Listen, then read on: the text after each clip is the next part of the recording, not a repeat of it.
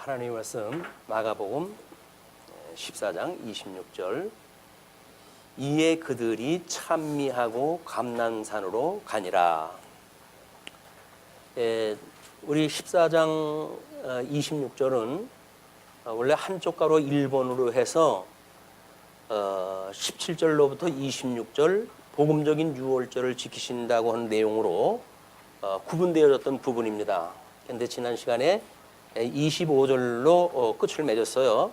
왜냐하면 26절에 그들이 찬미하고 감난산으로 가니라 라고 하는 내용은 이제 27절 이하의 말씀을 이해하는데 매우 필요한 그런 내용으로 되어져 있습니다. 그래서 그들이 찬미하고 감난산으로 간다고 했을 때의 그 찬미의 내용은 우리가 마태복음 공부할 적에도 확인했던 내용인데 할렐이라고 이렇게 이야기를 했어요. 그거는 유월절 네 번째 포도주 잔을 나누고 그 이후에 불렀던 찬송입니다. 그 찬송 내용이 113편서부터 118편에 이르는 시예요. 길지 않은 그런 시지만 이제 우리가 통섭 성경 개론에서 그 제목을 잡은 것은 여호와의 권능 찬양시라고 제목을 붙여놨습니다. 그래서 우리가 우리 그 낮아지시는 그런 신분이 지나고 높아지시는 신분을 소개할 때에 어떻게 예수 그리스도의 죽으시는 사건이 높아지시는 신분을 소개하는 제목으로 합당한가라고 하는 문제 제기를 가지고 우리가 살펴본 적이 있거든요. 그런데 그 113편서부터 118편의 내용은 사실은 하나님의 언약이 성취되어진, 그래서 구약의 역사를 보시게 되면 이제 뭐 우리 예수님이 오시기 전까지의 그 구약을 크게 네 수로 나눠 가지고 우리 창건, 분국, 유수, 회복 이렇게 네 구분으로 나눠놨어요. 그렇게 해가지고 시편도 마찬가지로 창건 이전과 이후로 나눠놨고, 분국, 그 다음에 유수, 그 다음에 회복, 5권으로 되어져 있는 시편의 구절을 이와 같이 지금 분석이 되어져 있습니다. 그런데 113편서부터 118편의 내용은 여기에 포함되어지는 거야. 여기에 지금 113편서부터 118편까지 할렐이라고 하는 이 시편이 소개가 되어져 있다. 그러면 회복이라고 하는 그런 그 이야기는 6월절에 불렀던 찬송인데도 불구하고 이 회복에 대한 내용이 왜 6월절 그 불렀던 것이 지금 승리의 사건으로 소개가 되어지는가라고 하는 것을 우리가 이제 어떤 그 성경 신학적인 분석을 통해서 확인할 필요가 있다.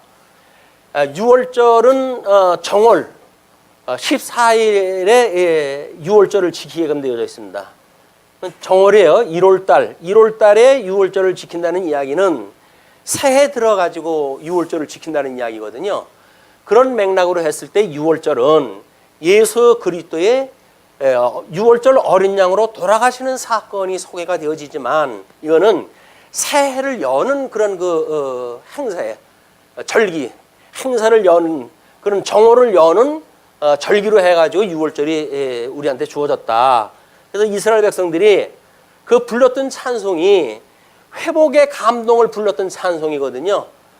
이제 모든 유수 때에 성전이 불타고 그리고 나라를 잃고 바벨론의 포로로 끌려갔던 사람들이 하나님의 은혜로 다시 돌아와가지고 성전을 짓고 성전 제사가 회복되어진 그런 우리 찬송을 불렀던 내용이 113편서부터 118편까지의 내용이란 말이에요.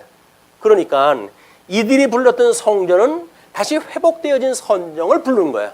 그렇기 때문에 지금은 시기적으로 봤을 때는 6월절 어린 양으로 돌아가시는 6월절에 이 죽으심에 대한 거를 설명하는 6월절 이야기예요.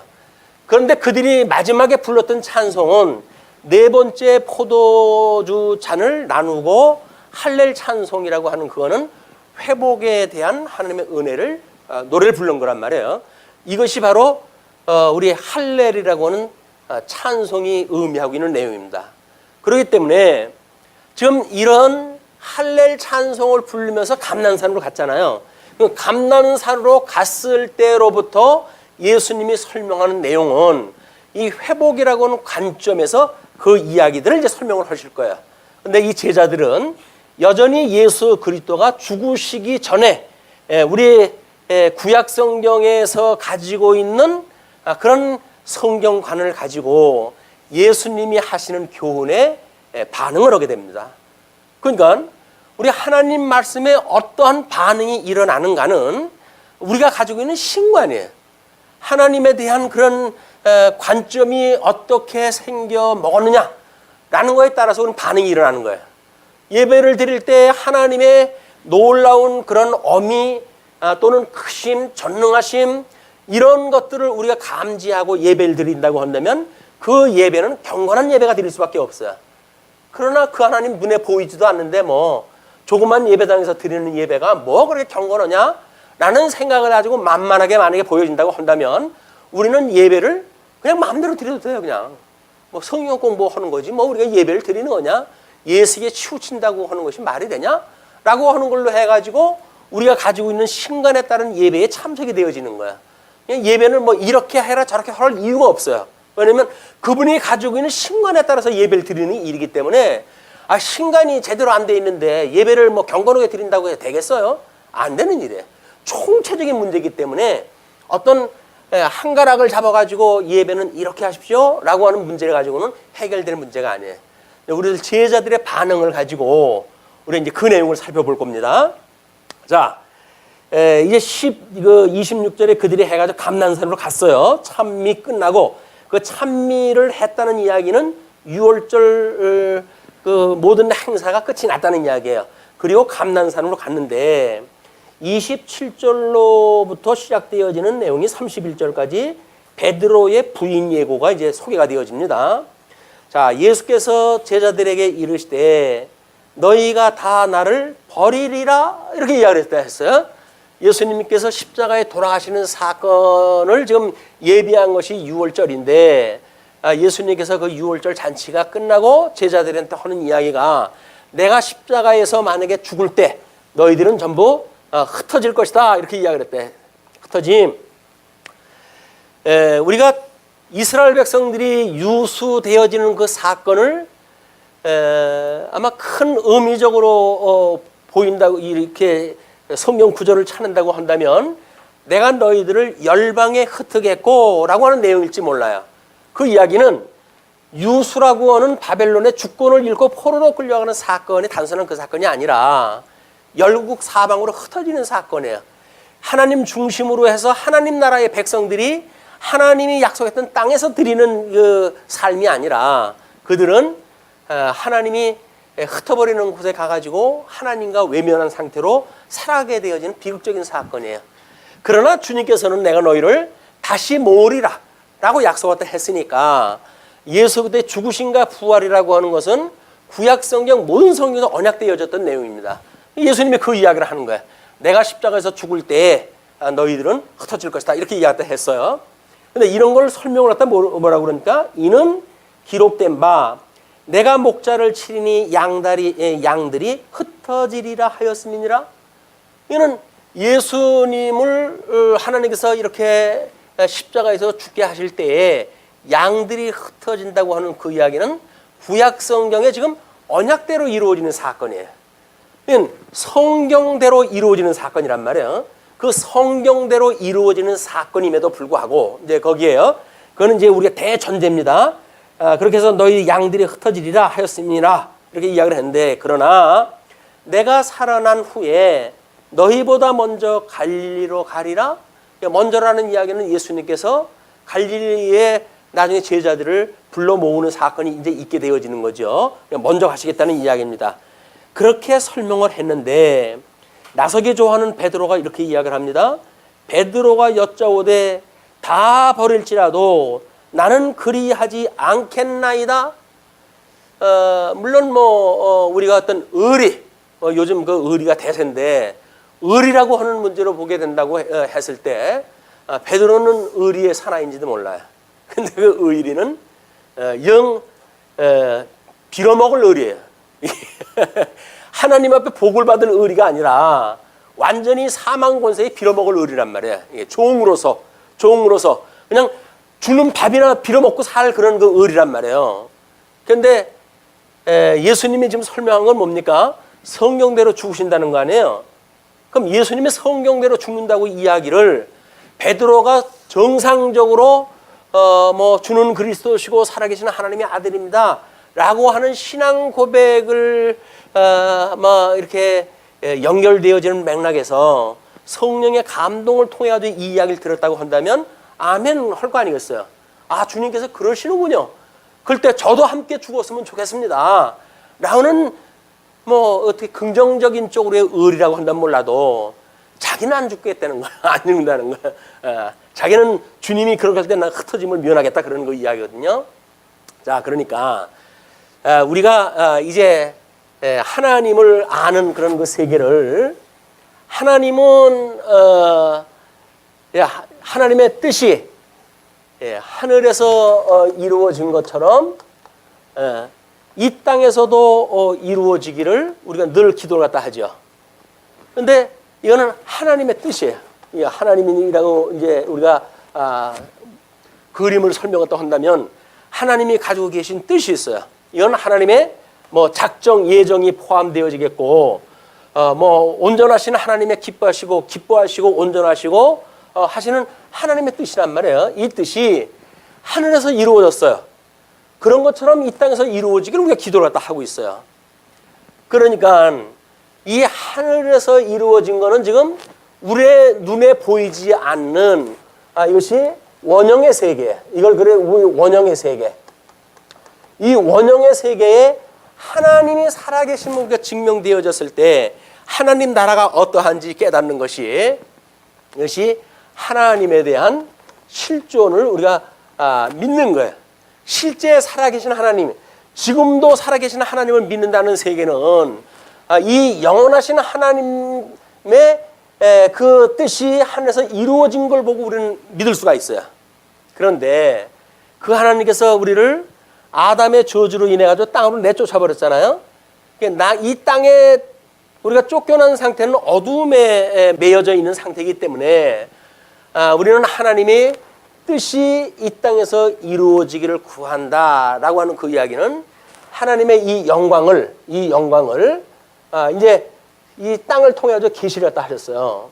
계시. 내가 하나님의 뜻이 하나님 나라가 이제 이 실존의 세계에서는 이렇게 이루어졌어. 그런 것처럼 이 땅에서도 그렇게 이루어질 거야라고 하는 것을 성경을 통해서 계시를 갖다 해주셨어요. 그럼 성경을 통해서 계시가 되어졌으니까 성경을 통해서 믿는 자마다 우리는 이 믿음의 세계에 살게 되어질 거야. 이 믿음의 세계에 이걸 우리가 믿음의 세계라고 그렇게 이야기를 해요. 그러면 이 땅이라고 하는 거는 지금 계시가 되어졌으니까 여기는 계시 세계예요. 계시 세계. 이거를 현상 세계라고도 이렇게 해요. 현상 세계. 이 실존에 대한 거를 현상적으로 드러낸 세계. 이것이 이쪽 세계란 말이에요. 근데 이 믿음의 세계라고 하는 거는 우리가 바라는 것들의 실상이라고 그랬잖아요. 그러니까 이 실존에 대한 실상은 믿음의 세계에서 볼 수 있는 세계예요. 근데 믿음이 없다고 한다면 우리는 실상을 볼 수가 없어요. 그리고 실상이 현상으로 드러난 것을 제대로 이해를 갖다 하지 못하고 그냥 왜곡되어진 세상의 모습을 왜곡된 대로 볼 수밖에 없는 거예요. 우리 예수님은 이 땅에 오셔가지고 성경에 계시되어진 대로 하나님의 뜻이 이 땅에서 이루어지기를 위해서 십자가에 못 박아 돌아가신다는 이야기예요.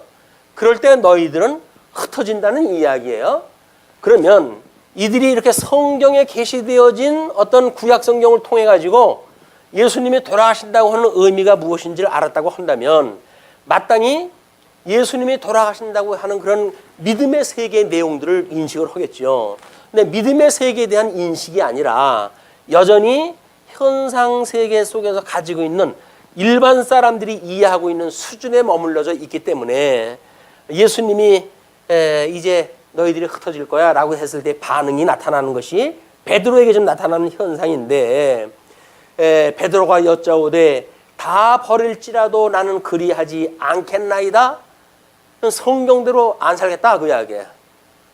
이게 의리가 아니잖아요. 성경에 계시되어 있는 하나님의 영광을 계시한 건데, 하나님의 영광보다는 자기가 여기서 어떤 의지, 결단을 가지고 뭘 하겠다고 하는 이런 사사로운 허영심을 가지고 있는 헛된 영광, 자기의 영광을 드러내기 위한 것이 허영심이에요. 허영심. 쓸데없는 거예요. 이거는 아무 짝에도 쓸데없는 거지만, 성경을 제대로 모르고 있는 베드로는 예수님의 말씀에 순종하지 아니하고 헛된 허영을 드러내요. 저는 안 그러겠다는 거예요. 혼자 12명 중에 한 명은 이제 예수님을 뭐 팔아먹으려고 지금 작당을 하고 있고, 또 뭐 제자들 중에 뭐 그래서 수제자라고 했던 베드로는 예수님의 말씀에 정면으로 도전을 갖다 하고 나서고, 이 집안은 이미 이거에 아주 산산조각 집안이겠죠. 자, 그런데 예수께서 이르시되 내가 진실로 내게 이르노니 오늘 이 밤 닭이 2번 울기 전에 내가 3번 나를 부인하리라, 이렇게 이야기했다 해요. 그러니까 어떤 의지를 가지고 자기의 충성을 맹세했던 성경과 상관없는 세속적 충성심을 이야기했을 때 예수님께서는 쓸데없는 소리 말어, 너는 나를 부인할 것이야, 이렇게 이야기했다 해요. 이거는 베드로한테는 치명적인 사건이겠죠. 아니 모처럼 예수님한테 칭찬 좀 받을 만한 일이라고 이야기했다 했는데, 예수님은 북으로 있어.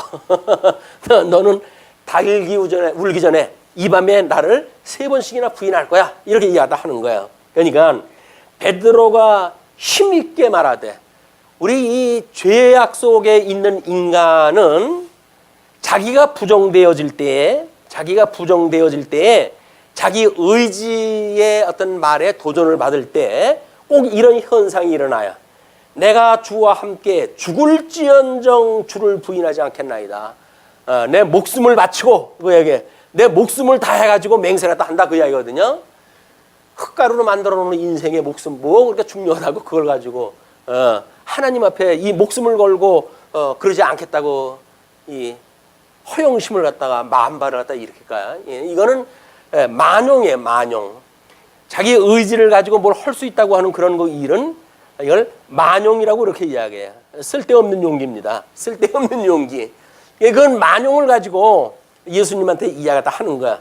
예수님이 성경적인 이유를 들었고, 그리고 내가 3번씩이나 날 부인할 거야 라고 이야기를 했음에도 불구하고 베드로가 죽을지언정 주를 부인하지 않겠나이다 하고, 이게 이제 또 우리 어둠의 세계 속에서의 현상이에요. 모든 제자도 이와 같이 말하니라. 수제자가 그렇게 이야기하다 하는데 흉내를 내야 될 거 아니에요. 다른 제자들이 봤을 때, 선생님 저도 그 얘기에 동의합니다 라고 해가지고 집단 반발이 일어난 거예요. 예수님이 이제 십자가에 이제 돌아가신다고 하니까 집단 반발이 일어났어요. 우리들도 그렇습니다, 그렇게 이야기하다 합니다.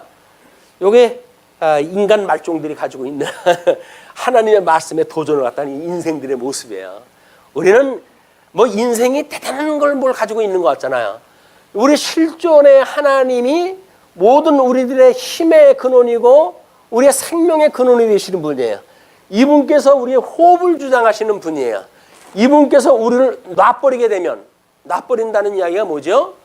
모든 힘의 근원으로부터 하나님께서 우리를 놔버린다는 이야기예요. 그러면 이 세상은 그냥 없어지는 세상이에요.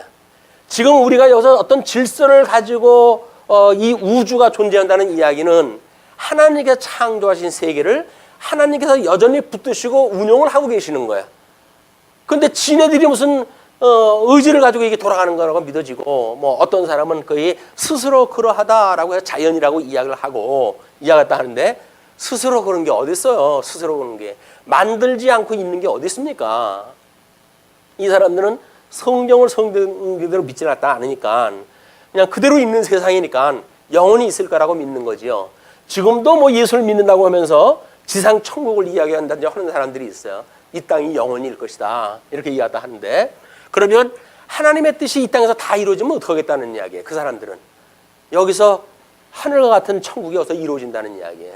그것이 우리 많은 이단 종파가 이제 이야기하고 있는 그런 그 내세관이기도 합니다. 지상 그 천국론을 갖다 이야기하는 그런 그 사람들의 이야기예요. 그런데 영광의 하나님이 실존케 하시는 이 하나님 나라는 현상 세계, 그냥 이 현상이라고 하는 건 뭐예요? 상으로 드러난 거란 말이에요.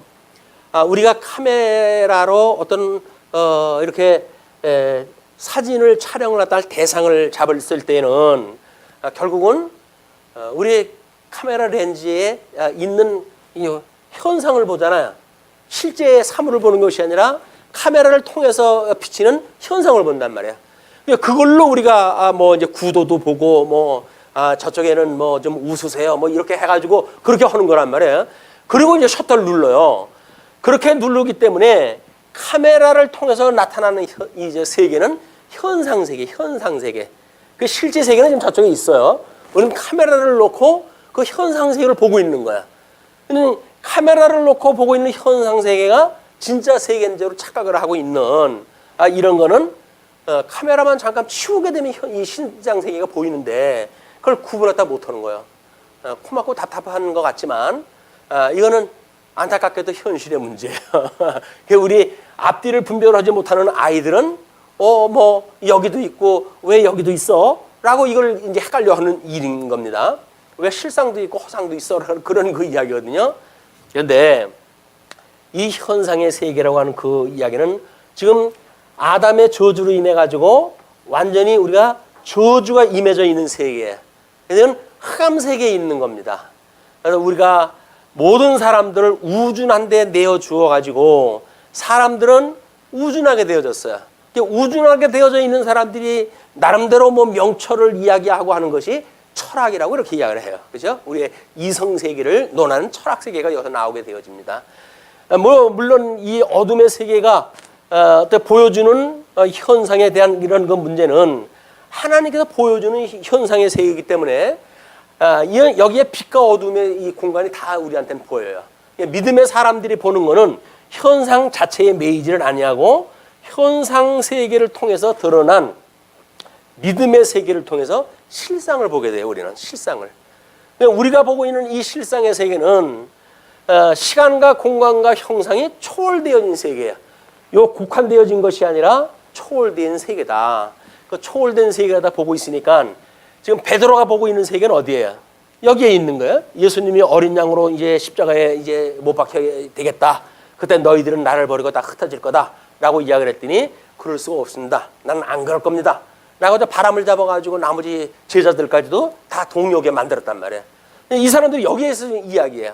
예수님은 지금 이 믿음의 세계를 가지고 내가 온 이유를 설명하고 구약 성경대로 죽어야 성경대로 죽고 성경대로 살아나서 하나님의 언약대로 이루시는 충성된 종으로서의 삶, 성자 하나님의 그런 사역을 완성을 할 터인데 인간사적인 입장에서 봤을 때의 베드로와 그 제자들은 그걸 부인을 갖다 했다.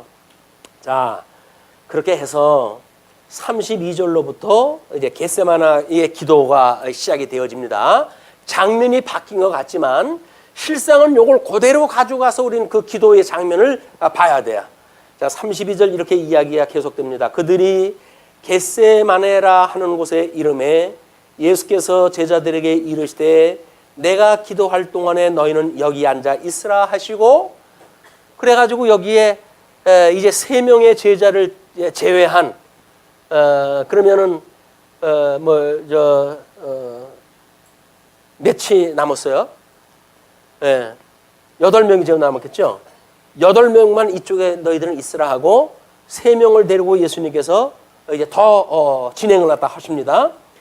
그렇게 하시면서 베드로와 야고보와 요한을 데리고 가실새 심히 놀라시며 슬퍼하사, 지금 1년의 이 어둠의 땅에서 일어나는 사건을 통해 가지고 예수님은 심히 놀라시고 슬퍼한 그런 그 심령을 가지고 있어요. 그러니 말씀하시되 내 마음이 심히 고민하여 죽게 되었으니 너희는 여기 머물러 깨어 있으라 하시고 아직 돌아가시기 전이에요. 돌아가실 그런 그 상황을 보고 당신이 기가 막히기 때문에 요 나머지 세 명들한테 너희는 깨어 있으면 좋겠다 그 이야기야. 나와 함께 좀 깨어 있으면 좋겠다. 나를 위해 가지고 너희들이 기도를 했으면 좋겠다. 이렇게 이야기를 하시는 거죠. 그렇게 있으라 하시고 조금 나아가사 예수님은 조금 더 진행이 됐어요. 조금 더 가지고 예수 그리스도께서는 이제 땅에 엎드리어 될 수 있는 대로 이때가 자기에게서 지나가기를 구하여 이르시되 아빠 아버지여. 이 아빠라고 하는 것은 우리가 아람어라고 이렇게 이야기했다 했어요. 그냥 뭐 우리나라 말의 아빠라고 하는 걸로 이렇게 설명하면 안 됩니다.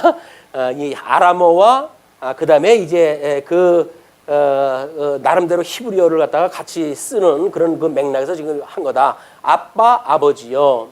아버지께는 모든 것이 가능하오니 이 잔을 내게서 옮기시옵소서. 그 이야기는 뭐예요? 이 제자들이 봤던 것처럼 나도 그러고 싶습니다. 할 수만 있으면 나도 그러고 싶습니다.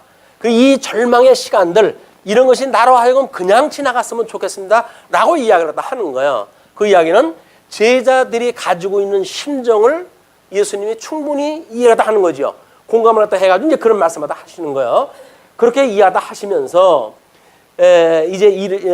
그러나 나의 원대로 마시옵고 아버지의 원대로 하옵소서. 예수님이 제자들의 그런 뜻과 같이 이 잔이 나한테 지나가는 것이 저도 원하는 바입니다. 이건 인성을 입고 계신 예수님을 그대로 보여준 모습이죠. 이렇게 이 잔을 나한테 지나가게 해주십시오. 그러나 나가 지금 이 땅에 온 것은 아버지의 뜻을 이루러 왔으니 내 어떤 인성만을 가지고 아버지의 뜻을 구하는 것이 아니라 우리 아버지의 뜻이 이 땅에서 이루시는 신성의 그런 놀라운 역사를 내가 원하니 아버지의 뜻대로 하옵소서. 그런 그 이야기예요. 아버지의 뜻대로 그것이 이루어 달라고 기도했다 합니다. 그렇게 이야기하니까 그리고 돌아왔어요. 제자들이 자는 것을 보시고 제자들이 우리 여기까지 나와가지고 처음에 무슨 얘기를 했다고요? 예수님이 흩어진다고 이야기를 했다 했을 때 죽을지언정 목숨을 내걸고 이야기했던 친구들이에요. 내가 지금 이제 죽게 되었으니 나를 위해서 기도를 갖다 하라고 그랬어요. 깨어 있으라고 이야기했다 했어요. 그랬더니 그 제자들은 예수님이 왔을 때에 자고 있었어요. 제자들이 자는 것을 보시고 베드로에게 말씀하시되 시몬아라고 하는 그 이야기는 뭐죠? 베드로는 예수님이 지어준 이름이에요. 시몬은 타고날 때부터 아버지가 지어준 이름이에요. 우리 예수님께서는 당신이 지어준 이름을 부르지 않고 육신으로 태어났을 때 받았던 시몬이라고 하는 이름으로 베드로를 부릅니다. 시몬아, 자느냐? 자느냐? 그런 이야기를 들었을 때 뱃사람 출신으로 해가지고 나서기 좋아하는 베드로가 들었던 그 심정이 어떨까요? 우리 짐작 갖다 해도 지구멍으로 숨고 싶을 거예요.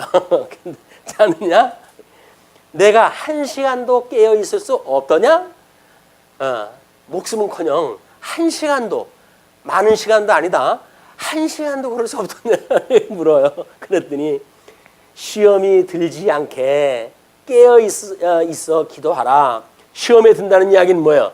여기서 뭐 이 허영심을 가지고 했던 이런 그 모든 내용들 내가 할 수만 있으면 이 잔을 나한테 지나가게 해 주십시오 라고 했던 것만큼 너희들이 가지고 있는 이 잘못되어진 생각들은 이게 마귀가 너희들을 미혹하는 생각이야. 이건 시험에 들 수밖에 없었던 이야기야. 그냥 너희들이 시험에 들지 않도록 그 이야기입니다. 깨어 있어서 기도를 갖다 해라. 기도하라는 이야기는 뭐예요? 이 원형 실존의 하나님의 이 역사가 이 땅에서 현상으로 이루어지는 것이니 우리가 아버지의 뜻이 일어남으로 하나님의 이 놀라운 영광의 계시가 일어나는 영광을 보게 해 주십시오. 그 이야기죠. 예수님이 십자가에 죽으시는 현상이 아니라 예수님이 십자가에 죽으심으로 드러나는 하나님의 영광을 우리한테 목독해 해달라는 이야기예요. 똑같은 사건인 것 같지만 안 그렇습니다. 현상이라고 하는 것은 예수 그리스도가 십자가에 못 박아 죽으시는 사건이에요. 그러나 예수 그리스도가 십자가에 죽으시는 그 현상적인 사건을 믿음의 눈으로 보는 사람들은 하나님의 영광으로 그걸 갖다 본단 말이에요. 세상이 다른 거예요. 똑같은 사건인데도 불구하고 믿음의 사람들은 하나님의 영광으로 보고 믿지 않는 사람들은 십자가의 죽으심이라고는 객관적 사건으로 이해하겠다 하니까 이쪽에 이 믿음의 세계의 눈을 가질 수가 없는 거예요. 예수님께서 이제 그렇게 하라. 마음에는 원이로되, 마음이라고 하는 거는 지금 이제 예수님하고 함께 있었을 때 가지고 있던 마음, 들어서 알고 있는 그런 그 마음, 이런 건 원이로되 육신이 약하도다 하시고, 눈꺼풀이 얼마나 무거울까요? 눈꺼풀이 세상 짐도 그렇게 무거운 짐이 없습니다. 그냥 허벅지를 뭐 펜으로 찔러대고 해도 소용이 없어요. 왜? 이게 천근만근인데 뭐 안 그러지. 그냥 머리를 갖다 흔들고 뭐 별짓을 다 해도 소용없어요. 금방 또 여기서 찍어 눌러요. 여기서 성냥개비를 하다 이거 받쳐가지고 공부할 때 성냥개비를 받쳐가지고 좀 이거 눈 뜨고 싶어하잖아요.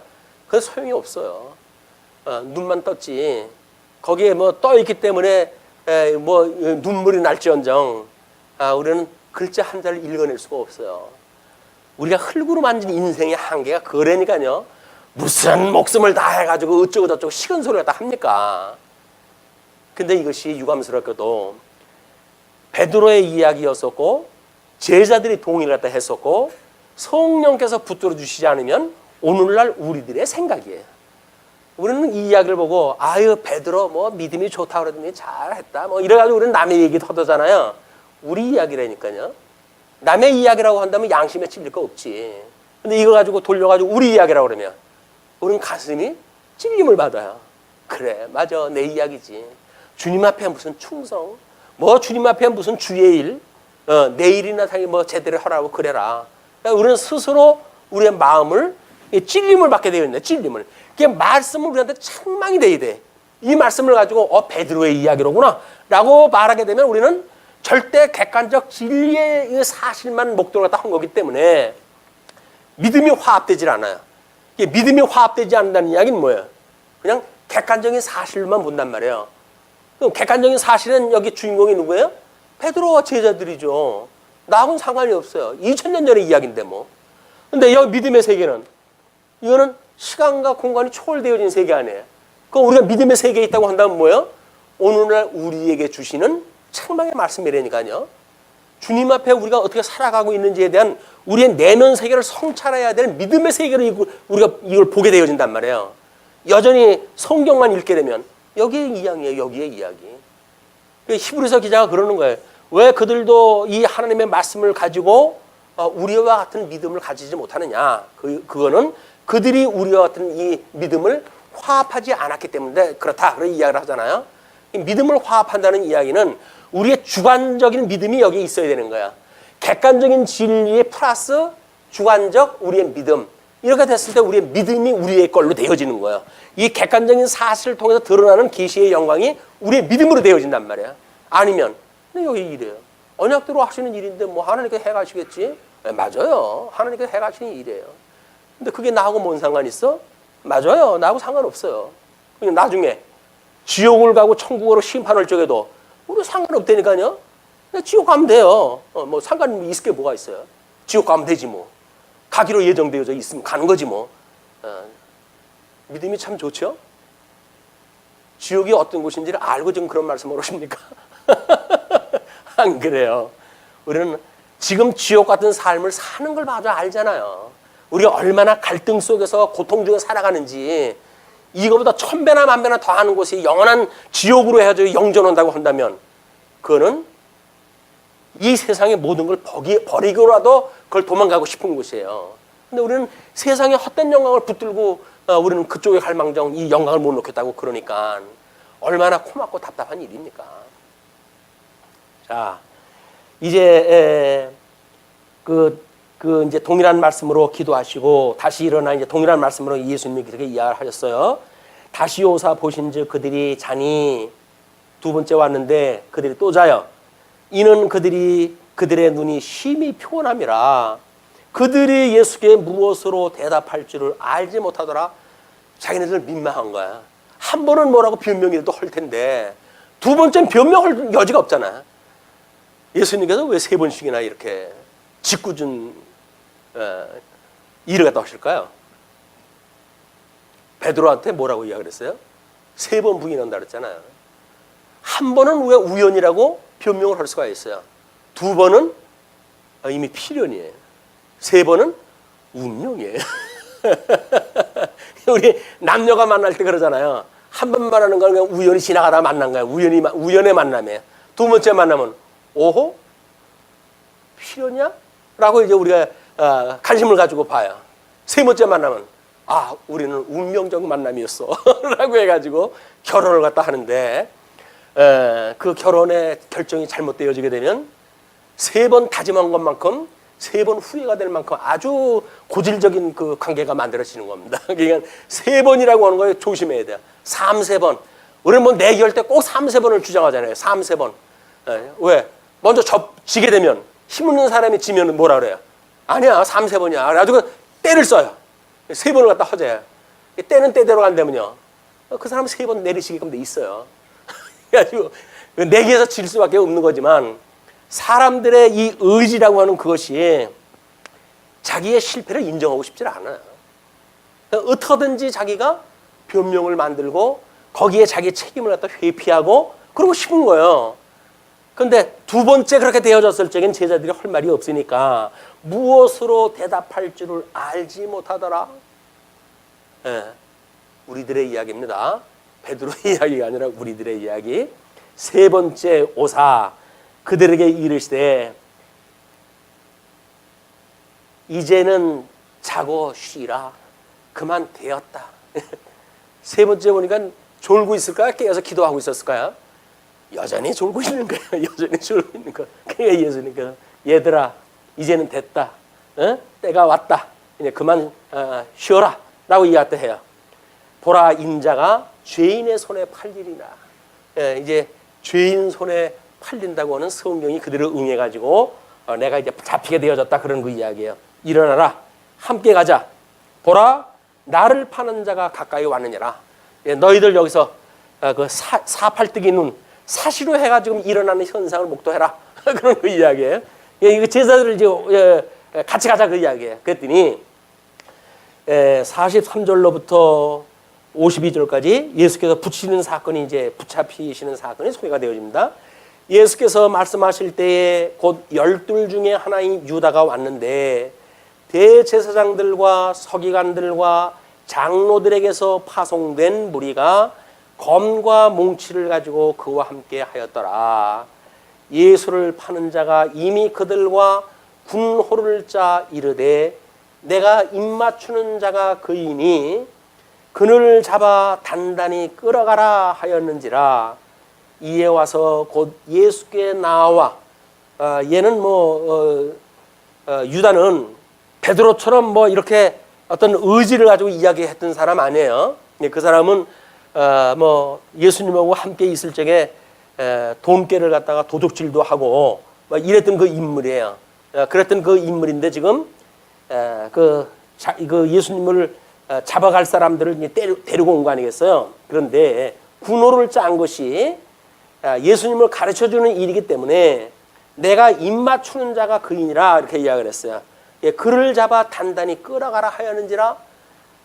그들은 이미 목적이 와서 이제 이걸 우리가 이렇게 연역적으로 생각을 하니까 전체 입장에서 작은 부분을 우리가 이렇게 성경도 해석을 할 수가 있지.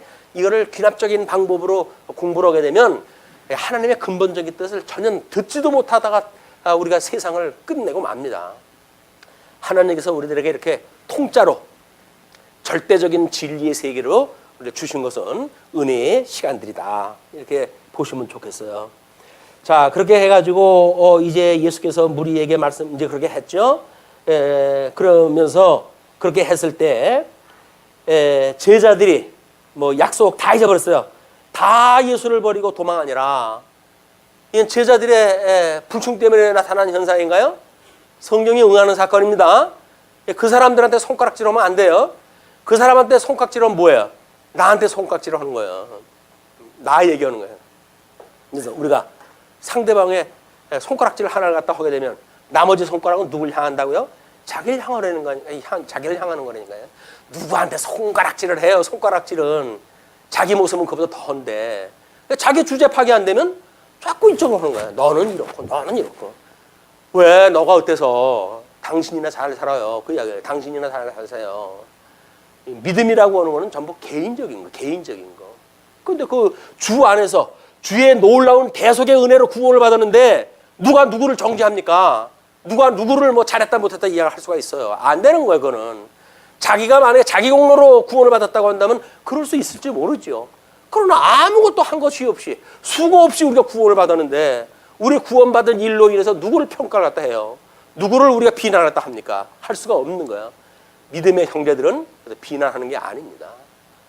여기는 오직 우리 주님만 우리의 대장이 되시는 거예요. 우리는 이 대장 밑에 있는 우리 모든 성도들은 평등하기 때문에 이 주님의 몸된 교회에서는 누구도 주관하려고만 하면 안 되는 거예요. 누가 누구를 주관을 갖다 해요? 누가 누구 밑에 있다고 자기를 주관을 갖다 합니까? 주관할 수가 없어요. 성경에서 끊임없이 지도자들의 덕목을 주관하지 말고 우리 빌레몬서에서 내가 너한테 한 걸로 본다고 한다면 충분히 할 수 있는 일이다. 그러나 네가 기쁘고 즐거운 마음으로 자원하는 마음으로 하는 걸 원하기 때문에 내가 너한테 부탁을 할게. 그러니 오네시모 빌레몬아, 얘가 지금 나한테 필요하니 나를 보듯이 걔를 용서하고 나하고 통역할 수 있도록 좀 해주지 않겠니? 라고 이야기하다 하는 거야. 그 말을 듣고 어떻게 그걸 갖다 싫어요? 라고 할 수가 있어요. 은혜로 자기가 구원받은 거 뻔히 아는데.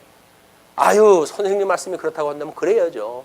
제가 뭐 제 재산을 축냈던 자지만 이미 용서한 지가 오래됐습니다. 선생님, 그걸 기꺼이 함께 동역을 갖다 해서 제가 도와드리지 못하는 그 일을 대신 그를 통해서 이루셨으면 좋겠어요. 이게 동역의 기쁨 아니겠어요? 뭐 내 철천지 원수인데 내 눈에 흙이 들어가기 전에 안 돼요. 잘났어. 그게 목사도 아니에요. 그 인간을 도와서 무슨 뭘 갖다 일을 갖다 해요. 안 돼요. 그냥 우리는 모든 걸 용서할 수밖에 없어요. 우리가 우리에게 죄 지은 자를 사하여 준 것처럼 우리 죄를 사하여 주옵시고. 자, 그런데 51절서부터 이제 또 나타나는 현상은 한 청년이 벗은 몸에 배 혼미불을 두르고 예수를 따라가다가 무리에게 잡힘에 배 혼미불을 버리고 벗은 몸으로 도망하니라. 바바리맨도 아니고 왜 혼미불을 뒤집어 썼을까요? 그냥 그때는 뭐 이제 이 혼미불을 마치 뭐 이 겉옷이나 뭐 이런 걸로 해가지고 잠자리 옷이나 뭐 이렇게 했던 거기 때문에 벗은 몸이다라고 하는 이야기는 속옷바 도망갔거나 뭐 이런 일이겠죠. 그러나 이건 뭡니까? 자기의 모든 체면이고 뭐고 다 불구하고 목숨을 다하여 어쩌고 저쩌고 했던 그런 그 일들을 불식시키는 현상으로 우리가 이해라도 하면 좋겠어요. 벗은 몸으로 도망하니라. 뭐 성경학자들은 이것이 바로 이 마가복음 저자인 마가가 아니었냐 이렇게 이야기하기도 합니다. 53절로부터 65절까지 공회 앞에 피소되어지는 사건이 소개가 되어집니다. 그들이 예수를 끌고 대제사장에게로 가니 대제사장들과 장로들과 서기관들이 다 모이더라. 그때 사내들이네 제법 종교 지도자들로 모인 거야. 구약 성경에서 언약되어졌던 메시아는 지금 와가지고 십자가에 못 박아 죽음을 당하실 입장인데 거짓 종교 지도자들, 적그리스도들이에요. 이 자들은 예수님을 죽이는 데 지금 계획을 세우고 일을 추진했다 합니다. 베드로가 예수를 멀찍이 따라 대제사장의 집들 안까지 들어가서 아랫사람들과 함께 앉아 불을 쬐더라. 대제사장들과 온 공회가 예수를 죽이려고 그를 칠 증거를 찾되 얻지 못하니 이는 예수를 쳐서 거짓 증언하는 자가 많으나 그 증언이 서로 일치하지 못함이라. 뭐 이런 얘기 저런 얘기 이게 옥신각신 되어지기 때문에 증인으로 채택이 되어지지 않는 거야. 어떤 사람들이 일어나 예수를 쳐서 거짓 증언하여 이르되 우리가 이제 일이 진행되어지는 것이 아직은 증거를 못 찾고 있다가 증거가 확실하게 잡혀지는 걸로 좀 일이 진행이 되어져요. 그렇게 증언하여 이르되 우리가 그의 말을 들으니 손으로 지은 이 성전을 내가 헐고 손으로 짓지 아니한 다른 성전을 사흘 동안에 지으리라 하더라 하되 그 증언도 서로 일치하지 않더라. 구체화되어졌는데 그것도 일치하지 않아요. 세 번째, 대제사장이 가운데 일어서서 예수에게 물어 이르되 너는 아무 대답도 없느냐? 이 사람들이 너를 치는 증거가 어떠하냐 하되 침묵하고 아무 대답도 아니하시거늘 대제사장이 다시 물어 이르되 내가 찬송받을 이의 아들 그리스도냐? 예수께서 이르시되 내가 그니라. 인자가 권능자의 우편에 앉은 것과 하늘 구름을 타고 오는 것을 너희가 보리라 하시니, 아까 설명한 내용이에요. 이 보좌 우편에 앉아 계시다가 이제 구름을 타고 너희 이 재판을 심판을 오시는 이런 그 분을 갖다 볼 터이니 그런 그 이야기죠.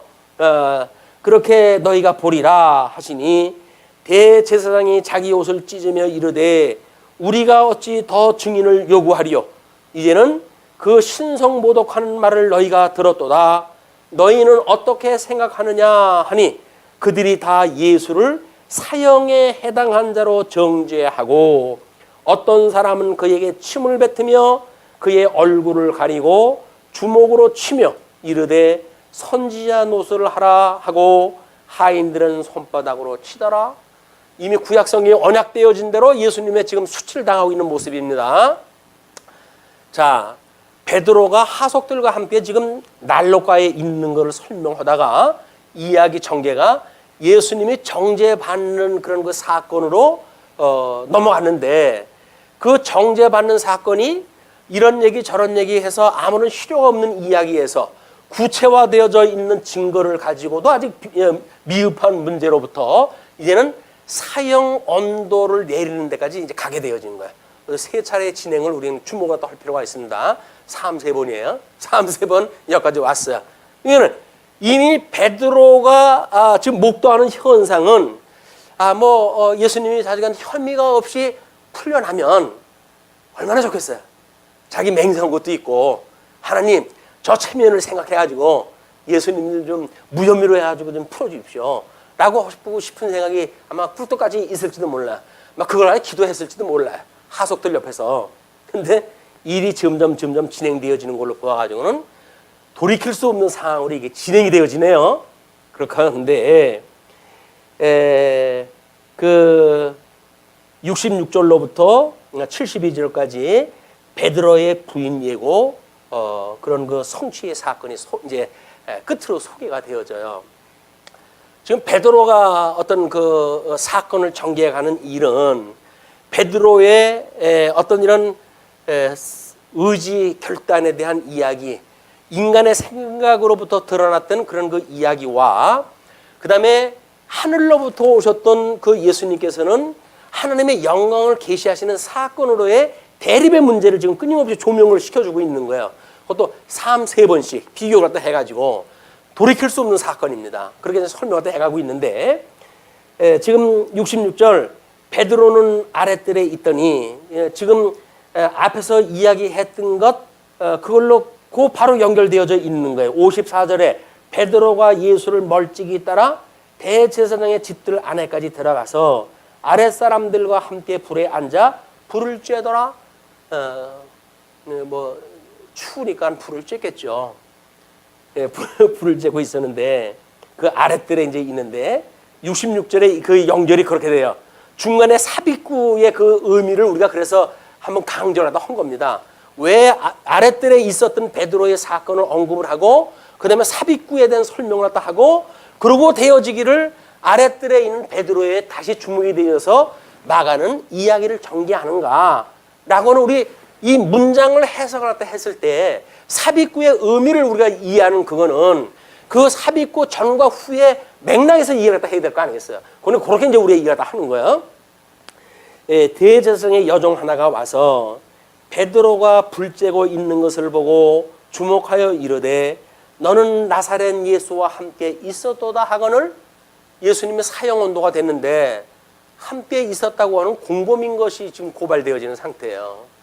자, 우리 예수님이 예수님이 이제 십자가에 죽게 된다고 하는 걸 이야기를 했을 때 목숨을 걸고 지금 부정을 갖다 했던 베드로가 아주 어린 하인한테 지금 고발을 갖다 당하는 거예요. 이게 여종한테. 그러니까 함께 있다고 하는 걸 보니까 베드로가 부인하여 이르되 나는 내가 말하는 것이 무엇인지 알지도 못하고 깨닫지도 못하겠노라 하며. 많이 듣던 얘기 아닙니까? 예. 우리 국회에 불려왔던 모든 증인들 하는 이야기 뭐예요? 기억이 안 납니다. 나는 모릅니다. 하는 이야기들에 책임을 면하고 싶으면 이야기를 하면 안 돼요. 모른다고 해야 돼요. 기억이 안 난다고 해야 돼요. 양심 속에 있는 건 그 무슨 나중에 가서 회개하면 되겠지.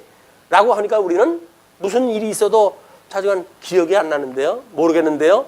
라고 하는 거예요. 그걸 우리가 모르쇠라고 이렇게 얘기합니다. 모르쇠. 우리는 증인의 삶을 사는 사람들 아니에요. 증인이 예수님이 당신 죄를 위해서 돌아가셨다는데 시인하다 합니까? 라고 물으면 뭐래요? 아이고 옳습니다. 말할 수 없는 세상의 죄인 중에 제가 괴수였지요. 근데 이 허구 많은 죄인들 중에 우리 주님께서 저를 긍휼히 봐가지고 저의 죄를 용서하셨답니다. 그러니 당신이 나보다 죄가 적다고 한다면 우리 주님께서 당신의 죄를 용서하는 일이 뭐 그렇게 어렵겠습니까? 그러니 저의 증거를 듣고 우리 예수를 그리스도로 믿지 않으시렵니까? 라고 이야기를 해야 될 거 아니겠어요.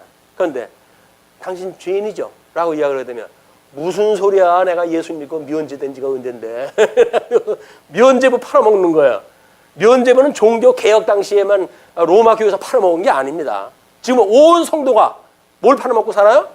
면제부 팔아먹고 사는 거예요. 예수님이 우리 구원을 갖다 했다는 거예요. 그리고 구원이 완성되어졌다는 거 아닙니까? 면제부를 가지고 난 죄 없어 라고 하는 이야기예요. 그런데 예수님으로 우리가 용서를 받는다는 이야기는 우리가 끊임없이 이 세상 종말 때까지 또는 우리가 육신의 장막을 벗어버릴 때까지 지속적인 거예요. 그러니까 우리가 우리에게 죄진 자를 사하여 준 것처럼 우리 죄를 사하시고 우리를 시험에 들리게 하지 마시고 우리를 다만 악에서 구하소서.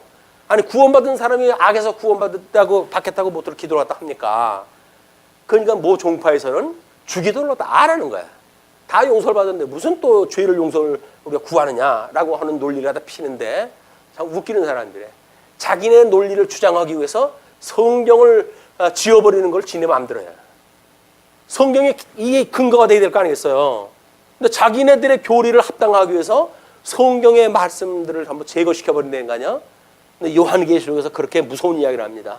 너들 이 성경에서 1.1핵이라도 만약에 빼는 사람이 있다고 한다면 너희들은 하나님 나라 생명체에서 너희들 전부 지워버릴 거야 라고 했어요. 성경이 자기의 말에 맞지 않는다고 생각에 또는 마음에 맞지 않는다고 해서 성경을 왜곡시키거나 제거시키거나 이렇게 하면 안 되는 거예요.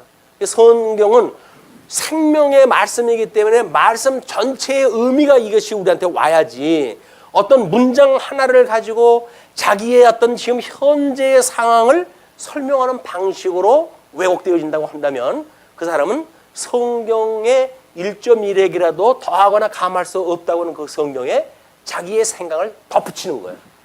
그 덧붙인 그 사람에게는 내가 이 세상의 모든 죄를 너희한테 더하신다고 그랬어요. 우리는 성경을 그렇게 보면 안 돼요. 성경은 하나님의 말씀을 우리가 이해하다 해야지 나의 유익을 위해 가지고 뭐 한 구절 끌어다가 뭐 큐티를 갖다 한다 모은다 해가지고 자기가 마치 뭘 할 수 있는 것처럼 이야기하는 거는 성경을 잘못 이해하고 있는 거예요. 성경은 우리가 적용을 갖다 하는 게 아니에요. 적용이라고 하는 거는 하나님의 성경을 주시는 거를 하나님의 은혜로 믿게 하시고, 은혜라고 하는 건 뭐예요? 이걸 거저받은 거예요. 거저. 이 은혜라고 하는 건 거저받은 거예요. 그냥 거저받은 은혜로 인해 가지고 우리가 이걸 믿는 거지 우리들이 어떤 의지를 가지고 믿는 게 아니란 말이에요.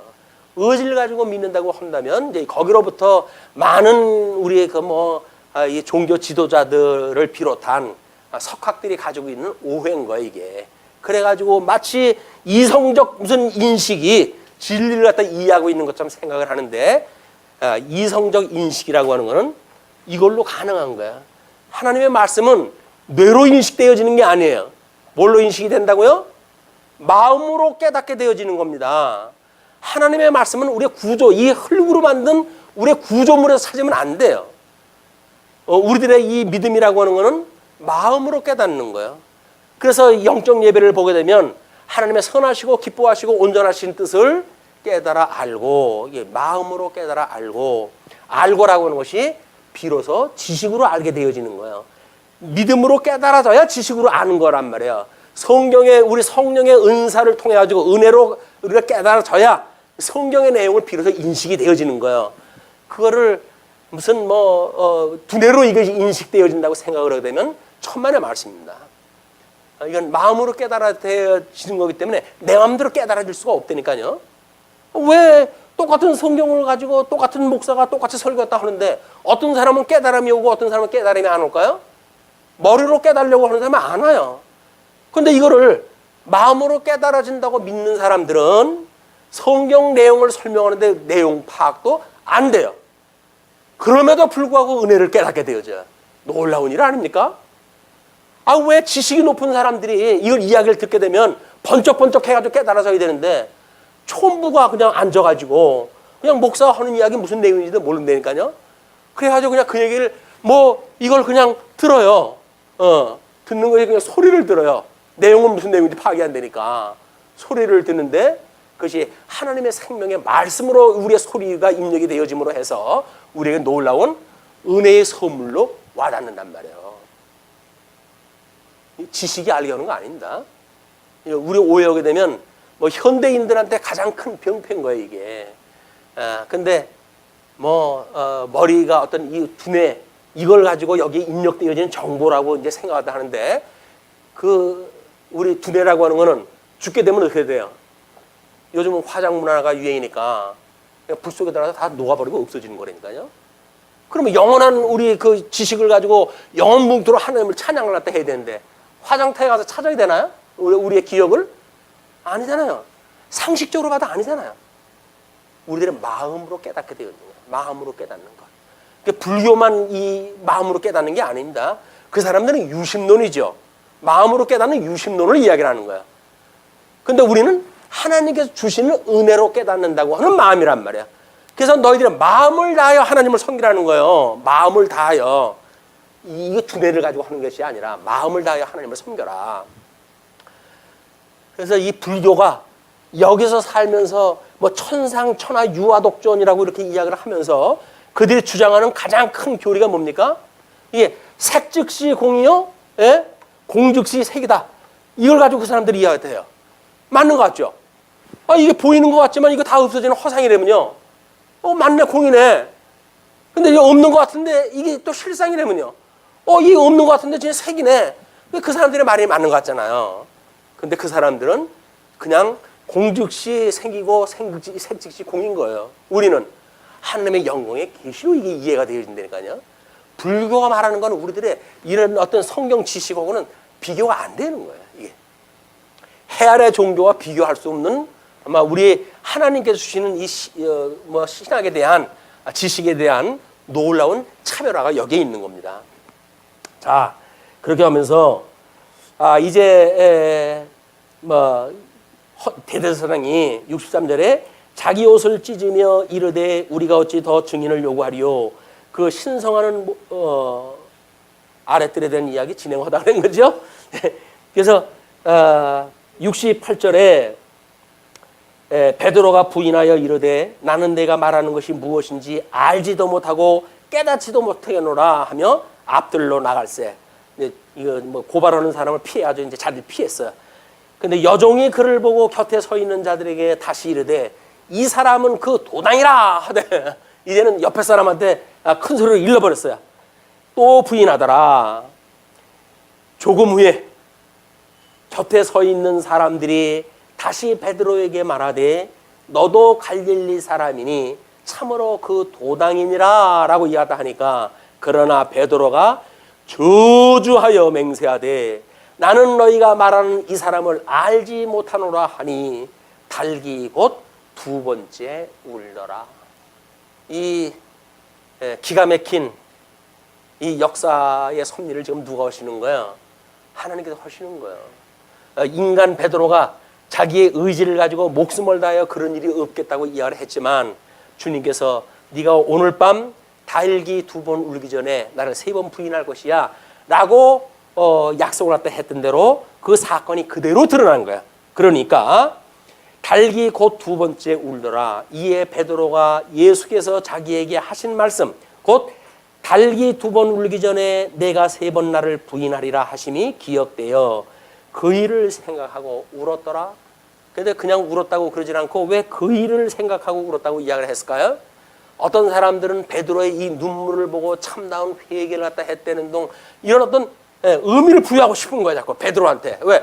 베드로는 수장인데 그래도 또 지금도 로마 교회에 뭐 초대 그 교황으로서 대단한 권위가 있는 사람 아니겠어요? 베드로의 이때 어떤 그 눈물이 헛된 눈물이 아니기를 바라는 마음으로 해가지고 이 베드로의 눈물은 참다운 회개였다 이렇게 이야기했다 하는데 놀랍게도 우리 성령님 오순절 성령님이 오시기 전에는 이것이 실현되지 않습니다. 참다운 회개로 연결되지는 않아요. 그렇기 때문에 갈릴리로 그 약속대로 먼저 예수님이 가가지고 그들 낚시를 갖다 하고 있는데 가가지고 그 예수님이 믿어지고 참 회개를 갖다 했으면 무덤으로 찾아갈 생각은 안 하고 뭐 딴짓 했겠어요? 이미 딴짓 하는 거예요. 여자들만 해가지고 무덤을 찾아가고 뭐 이렇게 해가지고 숨어져 있는 제자들한테 가지고 예수님이 살아났더라, 무덤이 비었더라라고 이야기하니까 그래? 그래 둘레둘레 따라왔잖아요. 정말 없어진 걸 보고 없어졌으니 뭐래 이제 따라갈 선생님도 왔고 야 고향 가자. 내 팔자가 뭐 핀가 그랬더니 어디 가겠냐? 고기나 잡고 먹고 살자. 갈 일은 다시 한 거야. 금을 치고 있어요. 베드로가 우리 예수님이 그들한테 뭐 좀 잡은 게 있냐? 밤새도록 잡는데 없습니다 라고 이야기했다 했더니 뭐래? 오른쪽에도 한번 그물을 내려봐라. 그물을 내렸더니 몇 마리가 걸렸다고요? 모나미의 숫자? 153마리가 달린 거예요. 154마리가 걸린 거예요. 그래가지고 뭐 그물이 찢어졌듯이 해가지고 이제 끌어들인 거 아니겠어요? 예수님께서 숯불을 갖다 피워놓으시고 먹을 거 있으면 가져와라. 그래서 떡을 구고 생선을 구워가지고 제자들한테 나눠줬어요. 이제 그거를. 막 그걸 나눠줄 때 오병이어로부터 칠병이의 사건이니 예수님하고 함께 살았던 그 수많은 세월들이 그들한테 생각날 거 아니겠습니까? 근데 그들은 그걸로 해가지고 예수가 그리스도인 줄 알고 그분을 뭐 추종을 갖다 하고 딸고 그런 그 일들이 없어요. 그냥 성경은 그런 사실만 이야기를 갖다 하고 그냥 지나갑니다. 비로소 오순절 성령이 오셨을 때 성령이 오시면 너희들이 권능을 얻고 예루살렘과 온 유대와 사마리아와 땅까지 이르는 나의 증인이 될 것이야 라고 이야기한 대로 성령이 오심으로 해가지고 비로소 권능을 받는 거예요. 그래서 이 성경대로 일어나는 모든 교회의 역사는 성령의 권능에 의해서 만들어지는 역사들인 거예요. 이걸 세속적인 방법으로 해가지고 뭐 권리, 권한 이런 걸로 이해를 하면 안 됩니다. 성경에서 말하고 있는 그런 권자는 전부 권능의 이 권자예요. 주님께 주시는 권능에 대한 이야기다. 세속적으로 이걸 해가지고 뭐 제도를 뭐 바꿔야 된다는 동 무슨 뭐 교회 제도를 갖다가 무슨 뭐 개혁을 갖다 해야 된다는 동 이런 쉬운 소리 하는데 그거는 잘못 이해한 거예요. 성령이 오셔가지고 일어나는 일은 권능이지 세속의 나라가 이야기하는 권세에 대한 이야기가 아니다. 이런 걸 보시게 되면 우리 은혜의 생활을 계속할 수 있다고 보여집니다. 오늘 아마 말씀 들으실 분들이 적어가지고 보충이 되려고 그러는데 왜 9분이나 넘어갔네요. 말씀 드리자 기도하시겠습니다.